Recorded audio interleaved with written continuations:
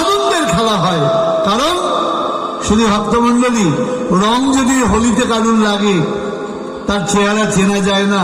মহাপ্রভু বলছেন তোমরাও চিনতে পারছো না, কারণ ধনী দরিদ্র ভেদাভেদ করেছো। রং মুখে লাগলে কিন্তু চেনা যায় বাবা, কে গরিব কে বড়লোক বোঝা যায় না, ছবি তুললেও চেনা যায় না। ঠিক তেমনি কৃষ্ণ প্রেমের রঙের আবির যদি অঙ্গে লাগে, ধনী দরিদ্র যাবে ভুলে, নাচো কৃষ্ণ বলে বাহু তুলে, তুমি ধনী দরিদ্র যাবে ভুলে। সমস্ত ভেদাভেদ ভুলে গিয়ে আজ আমরা শ্রীমান মহাপ্রভুর অনুরাগের রঙে যদি নিজেদের অন্তরকে রাঙিয়ে তুলতে পারি, তবেই হবে আমাদের জীবনের চরম পরম সার্থকতা। এই কথা বলে এবার যাব চলে, যাওয়ার আগে আমরা